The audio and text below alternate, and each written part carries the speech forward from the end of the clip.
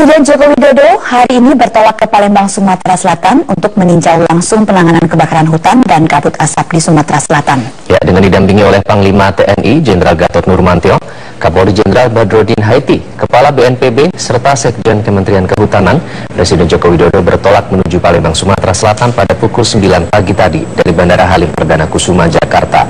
Rencananya Presiden akan meninjau lokasi kebakaran hutan di Desa Pinang Raya, Kecamatan Pademaran, dan Desa Sungai Batas, Kecamatan Pangkalan Laban, yang berada di Kabupaten Ogan Komering Ilir.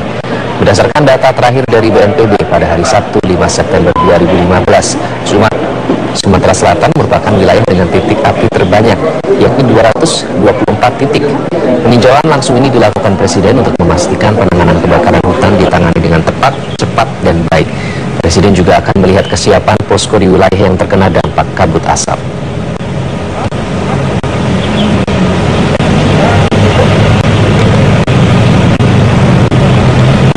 Akibat asap, jumlah warga Pekanbaru Riau yang mengikuti Car Free Day di Jalan Diponegoro berangsur sepi. Kepulan asap yang menghalau jarak pandang membuat warga yang mengikuti Car Free Day merasa terganggu. Dan berikut liputan tim Metro TV di Pekanbaru, Riau. Beginilah kondisi Car Free Day yang terjadi di kota Pekanbaru pada pagi hari ini. Memang kabut asap sejak pagi cukup tebal menyelimuti kota Pekanbaru, bahkan dengan jarak pandang hanya sekitar 300 meter saja. Dan dengan tebalnya kabut asap dan pendeknya jarak pandang, ini tentunya mengganggu kegiatan Car Free Day yang biasanya dilakukan ramai di Jalan Diponegoro, kota Pekanbaru. Dan untuk itu pada hari ini bisa kita lihat bahwa keramaian ini sangat berkurang drastis dibandingkan dengan minggu-minggu sebelum adanya kabut asap, di mana biasa kegiatan ini berlangsung hingga pukul 10 pagi, namun sekarang pukul 9 pagi ini sudah mulai berbenah, baik itu para warga yang sedang berolahraga maupun pedagang yang biasanya memenuhi jalur ini. Dan untuk itu saya ingin bertanya tentunya dengan warga yang masih bertahan untuk melakukan kegiatan olahraga di sini. Halo Mas, saya mau tanya sebentar dengan Mas siapa nih? Dengan Mas Soger. Mas Soger. Ya. Mas Soger, terkait dengan kondisi kota Pekanbaru dan beberapa hari terakhir kabut asapnya tebal. Mas Soger sendiri ini terasa terganggu tidak sih kegiatannya? Ya terganggu lah, jelas ya kan. Bukan aku aja, mungkin ya semua masyarakat di Pekanbaru ya kan. Bukan dalam kegiatan olahraga lah, cuman yang lebih aktif dalam kegiatan sehari-hari aja jelas terganggu ya. Nah, ini harapannya apa sih? Mari kita suarakan untuk pemerintah dan juga instansi terkait. Seperti apa suara warga? Ya, kayaknya warga semua punya satu suara ya, supaya kabut asapnya cepat diatasi. Pemerintah lebih action, jangan cuma mencegah aja. Kalau bisa dihilangkan selamanya kabut asap di Pekanbaru ya, supaya nggak ada lagi gangguan seperti ini. Terima kasih ya Mas, selamat kembali berolahraga. Ya, berikut tadi adalah suara warga dari kota Pekanbaru, dan memang pada hari ini indeks standar pencemaran udara saat ini menunjukkan bahwa status kualitas udara di Pekanbaru menunjukkan sangat tidak sehat, artinya masih pada level yang sama seperti kemarin. Tentunya warga Pekanbaru dihimbau untuk tetap menggunakan masker saat keluar ruangan dan juga mengurangi berbagai aktivitas di luar. Untuk sementara demikian dari Pekanbaru, Rahma Safitri, Ridwan Bima, Metro TV. Selain berdampak bagi kesehatan, kabut asap juga mengganggu perekonomian warga yang menggantungkan hidup di pinggiran Sungai Musi, Palembang, Sumatera Selatan. Ya, kabut asap sejauh ini telah membuat pendapatan pedagang menurun hingga 50%. Salah satu warung terapung yang mengalami kerugian adalah warung Mbok War yang terletak persis di samping jembatan Ampera. Dalam seminggu terakhir, warung Mbok Mar, maksud kami, yang menjual kuliner khas Ogan Ilir ini mengalami penyusutan pengunjung. Biasanya lebih dari 20 orang per hari yang datang ke warungnya, kini menyusut hingga 5-10 pengunjung saja. Pemilik warung menduga penyusutan ini akibat kabut asap yang membuat warga pengguna perahu getek berkurang.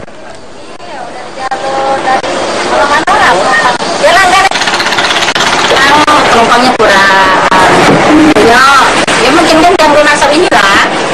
Gitu. Mau makannya kurang, ya penumpangnya sudah datang. Biasanya berapa orang yang makan per hari dari jalur itu? Banyak biasanya banyak. Ada 20 Bu. Lebih kalau Dan berdasarkan pantauan Badan Meteorologi, Klimatologi, dan Geofisika, titik api kebakaran lahan dan hutan yang mengakibatkan kabut asap di Pulau Sumatera dan Kalimantan ternyata masih akan menyebar. Betul, BMKG pun memprediksi kondisi ini masih akan terus terjadi hingga akhir 2015.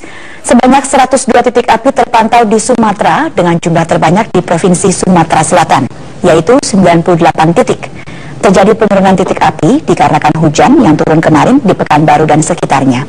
Staf Informasi BMKG Yuli Kartiningsih menyampaikan akan terjadi peningkatan titik api di Kalimantan dengan jumlah 284 titik api dan prediksi hujan yang belum akan turun di Kalimantan hingga November 2015. Upaya penanggulangan kabut asap memang terus dilakukan pemerintah, seperti membuat hujan buatan di Sumatera dan Kalimantan.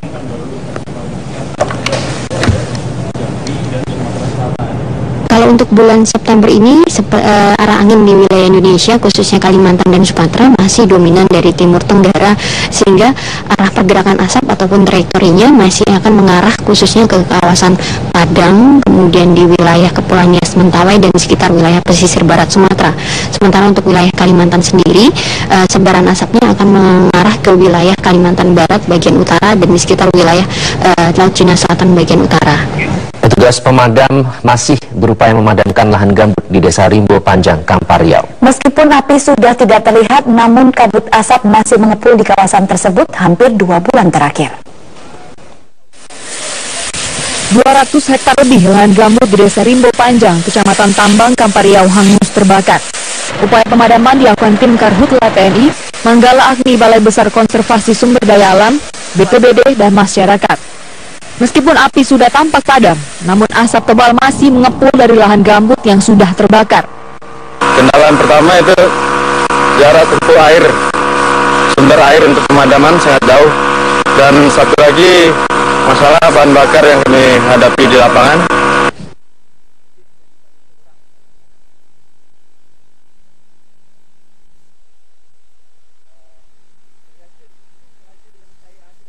Untuk mengetahui perkembangan terakhir dari proses pencarian TKI yang tenggelam di perairan Sabak Bernam, Selangor, Malaysia, kita sudah terhubung melalui sambungan telepon dengan Menteri Luar Negeri Retno Marsudi. Selamat siang, Ibu Retno. Selamat siang. Ibu, bagaimana dengan perkembangan terakhir proses evakuasi yang diterima oleh Kementerian? Baik, terima kasih. Pertama tentunya sekali lagi kami atas nama pemerintah Indonesia menyampaikan duka cita yang dalam atas peristiwa ini, terutama untuk keluarga korban yang meninggal.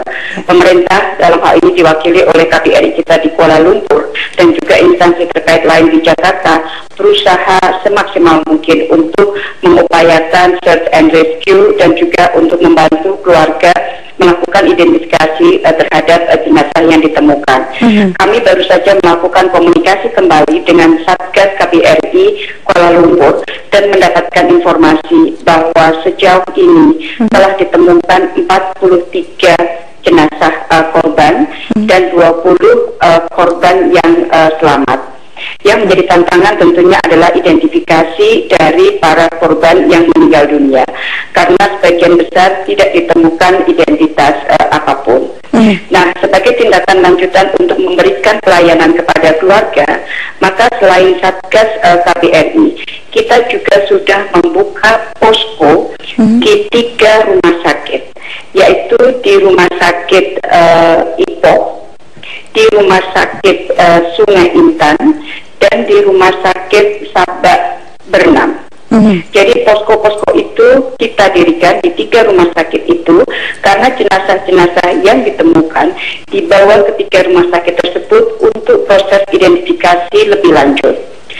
Selain itu, kami juga bisa sampaikan bahwa sejak peristiwa tersebut terjadi, Kementerian Luar Negeri sudah melakukan komunikasi dengan Basarnas kita yang pada intinya siap untuk melakukan bantuan atau untuk mengirimkan timnya ke Malaysia apabila memang diperlukan, dan juga dengan DVI dari Polri kita. Dan DVI sudah melakukan kontak juga dengan DVI Malaysia, dan kemungkinan besar DVI Polri kita akan segera berangkat untuk membantu proses identifikasi. Baik, Ibu Retno, sudahkah ditemukan atau dipastikan manifest dari kapal tersebut berapa jumlah penumpang, Ibu, sehingga diketahui pasti jumlah yang masih harus dicari, Ibu? Belum, karena saya kira untuk kapal dengan kondisi seperti itu tidak ada manifestnya.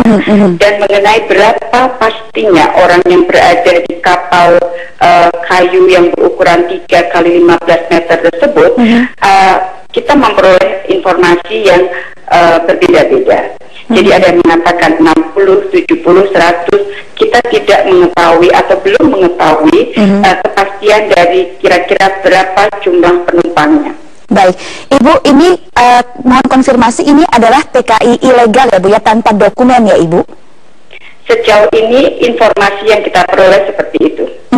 Untuk mereka-mereka yang selamat, ada informasi bahwa mereka ditahan oleh pihak imigrasi. Apa langkah yang dilakukan oleh Kementerian Luar Negeri Ibu? Saya baru saja melakukan komunikasi kepada duta besar kita di Kuala Lumpur. Intinya adalah bagi warga negara kita, korban yang hidup, survivors, kita akan melakukan pembicaraan, kita harus melakukan pembicaraan dengan Malaysia.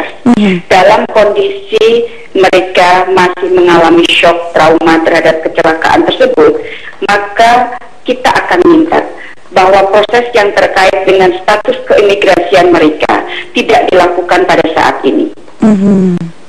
Ibu, untuk keluarga yang ditinggalkan, terutama mereka yang berada di pedalaman seperti di Aceh, kemana mereka harus mencari informasi, Ibu? Satu, komunikasi adalah melalui kedutaan kita di Kuala Lumpur, atau yang lebih cepat adalah melalui kontak kita di Direktorat Perlindungan Warga Negara Indonesia di Kementerian Luar Negeri.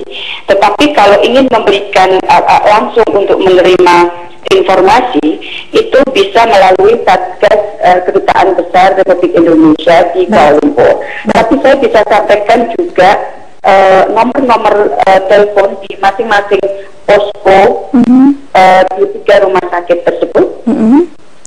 Satu adalah posko di rumah sakit Ipoh, yaitu dengan Ibu Happy dengan nomor telepon +60 10 50 40 504. Baik, Ibu. Yang kedua adalah posko di Sabak Bernam.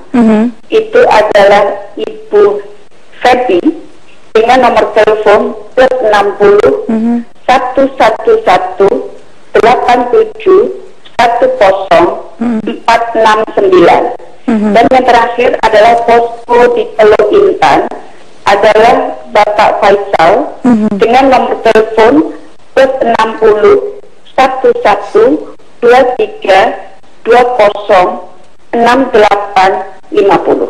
Baik, terima kasih Ibu Retno Marsudi, sudah saya catat dan akan kami kabarkan. Terima kasih telah bergabung bersama kami di Metro Siang. Terima kasih, selamat siang. Siang.